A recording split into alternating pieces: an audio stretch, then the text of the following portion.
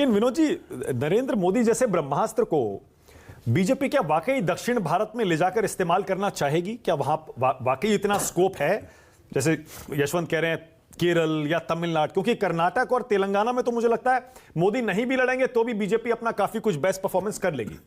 उसके अलावा ज्यादा सीटें तमिलनाडु में है या फिर केरल में है। आपको क्या समझ में आता है? देखिए, मैं यशवंत की बात से पूरी तरह सहमत हूं कि इस तरह के बहुत सारे उदाहरण हैं। मधुली में बांका से लड़ते थे, बिहार से, बहुत सारे उदाहरण हैं इस तरह के कि तमाम राष्ट्रीय नेता जो है, और सुषमा स्वराज और सोनिया गांधी दोनों उत्तर भारतीय थी, जाके बेल्लारी में मुकाबला किया था उन्होंने। ये बहुत दिलचस्प है, किसी दक्षिण भारतीय नेता से मुकाबला नहीं हुआ था उनका। और इंदिरा गांधी का मुकाबला वीरेंद्र पाटिल से हुआ था, जो दक्षिण के थे, कर्नाटक के थे, और जीती इंदिरा गांधी थी बाई इलेक्शन में। तो बहुत दिलचस्प है इस मामले में देश का वहाँ लोकतंत्र। और जब आपने कहा ब्रह्मास्त्र, तो ब्रह्मास्त्र क्या तर्कश में रखने के लिए होता है क्या? ब्रह्मास्त्र कभी न कभी तो प्रयोग किया जाता है ना, तभी तो ब्रह्मास्त्र होता है। तो अगर मोदी मान लीजिए दक्षिण में सीटें भाजपा बढ़ाना चाहती है और मोदी जी को उतारती है वहां पर, और उसको लाभ मिलता है, तो क्यों नहीं उतारना चाहिए? मतलब ऐसे 2 सीटों से अगर वो लड़ते हैं, और ब्रह्मास्त्र का इस्तेमाल कब होता है? जब मुश्किल में होता है। मुश्किल, वही मैं कह रहा हूं कि वो मुश्किल एक अभेद चीज को किल करने के लिए। और देखिए, ये जोखिम तो हमेशा लेना चाहिए, और ये जोखिम मोदी जी ने खुद लिया। वही बड़ौदा और बनारस से लड़े वो, और उस वक्त जब बनारस से लड़े, ठीक है, 2014 में माहौल बहुत बड़ा था बीजेपी का, लेकिन उत्तर प्रदेश में बीजेपी की स्थिति बहुत अच्छी नहीं थी जब वो चुनाव लड़े हैं। अगर आप 2009 के लोकसभा के परिणाम देख लीजिए और 2012 के विधानसभा के परिणाम देख लीजिए, तो 2014 में बीजेपी की स्थिति ग्राउंड बड़ी कमजोर थी। तो मतलब, लेकिन मोदी जी के लड़ने का फायदा बीजेपी को उत्तर प्रदेश में भी हुआ और बिहार में भी हुआ। तो गुजरात और यूपी में से कोई एक सीट आपको लगता है? मैं तो कहता हूं राहुल गांधी को गुजरात से लड़ना चाहिए, एक सीट वो भी लड़ने।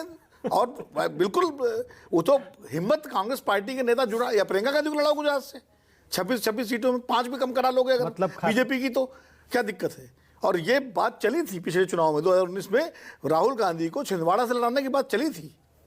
बाकायदा वहाँ जो है कमलनाथ से बात करके कि राहुल गांधी अमेठी भी लड़े, छिंदवाड़ा भी लड़े, क्योंकि तब 3 राज्य जीती थी कांग्रेस। लेकिन केरल से लड़ने का तो फायदा हुआ। नहीं, केरल से लड़ने का फायदा हुआ, सीटें जीत गए वहां पर। नहीं, आप सोचिए अगर छिंदवाड़ा से लड़ते तो ज्यादा फायदा होता। केरल तो जीत ही रहे थे वो, क्योंकि जो वहाँ स्थिति है कांग्रेस की, कम से कम उन 65 सीटें जो हैं इन तीनों राज्यों में जो बीजेपी कांग्रेस जीती थी, हो सकता है 5-10 सीटें कांग्रेस जीत जाती मिला करके, तो बीजेपी कुछ सीटें कम हो सकती थी।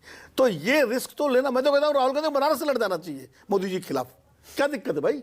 लड़ो, बनाओ चुनाव को वाइब्रेंट। भाई देखिए, एक बार एक राहुल गांधी को कहां नहीं लड़वाएंगे? एक नहीं, इसलिए मैं कह रहा हूँ भाई, जब आप प्रियंका को लड़ा दिया, देखिए प्रियंका लड़े, हिम्मत करें भाई। स्मृति ईरानी से हार चुके हैं चुनाव, तो स्मृति ईरानी से हार चुके हैं, तो मोदी जी के सामने लड़ने में क्या दिक्कत है? ज्यादा हारेंगे ही चुनाव, यही हो सकता है ना। तो जब आप उनके कार्यकर्ता से हार चुके हैं, तो मोदी जी देश के सबसे लोकप्रिय नेता है। राजनारायण जी इंदिरा गांधी से चुनाव हार गए थे और बाद में उन्होंने हरा भी दिया था इंदिरा गांधी को। तो ये जो अरविंद केजरीवाल जब शीला दीक्षित के खिलाफ लड़े थे पहला चुनाव, तो किसी ने सोचा था कि शीला दीक्षित को हरा देंगे वो?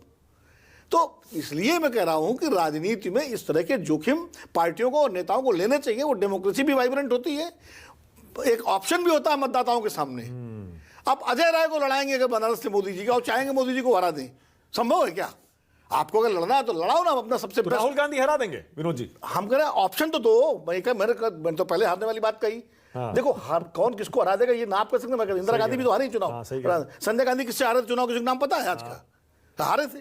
तो लेकिन मैं नहीं कह रहा कि मोदी जी हार जाएंगे चुनाव, लेकिन आपका जो फाइट हो जाएगी, चुनाव दिलचस्प हो जाएगा, यूपी के बाकी सीटों पर असर पड़ेगा, और मोदी जी को समय देना पड़ेगा बनारस में। ऐसा नहीं है, मैं आपको उदाहरण देता हूं। लोहिया जी जब नेहरू जी के खिलाफ चुनाव लड़े, तो नेहरू जी ने कहा कि मैं जाऊंगा नहीं फूलपुर, और उसके बाद कांग्रेस के नेताओं ने नेहरू जी से कहा कि अब नहीं जाएंगे तो बहुत मुश्किल हो रही है चुनाव में, और नेहरू जी को जाकर 3-4 दिन कैंप करना पड़ा वहां पर फूलपुर में। और तब नेहरू जी की जो हैसियत थी वो वही हैसियत थी जो आज मोदी जी की है उस समय। हाँ, लोकप्रियता, हाँ, लोकप्रियता के लिहाज।